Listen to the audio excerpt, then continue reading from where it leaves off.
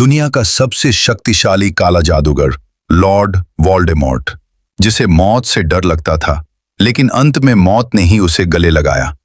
क्या आपने कभी सोचा है कि इतनी शक्ति और अमरता के करीब होने के बाद भी वो एक 17 साल के लड़के से कैसे हार गया? आज हम बात करेंगे वोल्डेमॉर्ट की उन 5 बड़ी गलतियों की, जो अगर वो न करता तो शायद आज जादुई दुनिया का इतिहास कुछ और होता। 2. पहली गलती, प्राचीन जादू को कम समझना। वोल्डेमॉर्ट की सबसे पहली और बड़ी भूल थी प्यार की शक्ति को नजरअंदाज करना।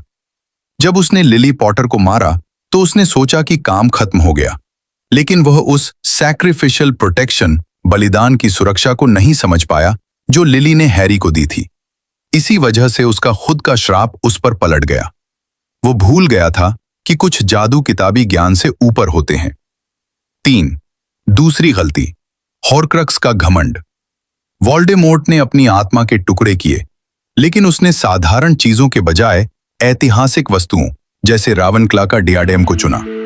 उसका अहंकार उसे यह मानने पर मजबूर कर देता था कि कोई भी उसके राज को नहीं जान पाएगा और न ही उन खास जगहों तक पहुंच पाएगा। अगर उसने एक साधारण पत्थर को हॉर्क्रक्स बनाकर समुद्र में फेंक दिया होता तो उसे हराना नामुमकिन था।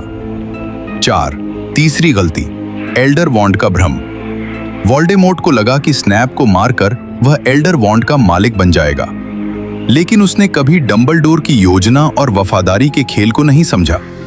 उसे पता ही नहीं चला कि छड़ी की असली वफादारी हैरी के पास थी। अंत में उसी की छड़ी ने उसे धोखा दिया, क्योंकि वह अपनी ही छड़ी के मालिक को नहीं मार सकती थी। 5. चौथी गलती, अकेले काम करने का जुनून। वोल्डेमॉर्ट ने कभी किसी पर भरोसा नहीं किया। उसने अपने डेथ ईटर्स को डर से कंट्रोल किया, प्यार या वफादारी से नहीं। इसी वजह से नार्किसा मैल्फॉय ने अंत में उससे झूठ बोला कि हैरी मर चुका है। अगर उसके पास सच्चे दोस्त होते तो शायद उसे मैदान जंग में अकेला नहीं पड़ना पड़ता। 6. निष्कर्ष और आउटरो।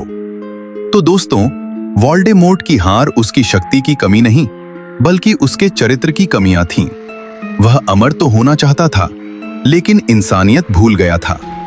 आपको क्या लगता है, उसकी सबसे बड़ी गलती कौन सी थी? कमेंट्स में जरूर बताएं और ऐसी ही और थ्योरीज के लिए सब्सक्राइब करें।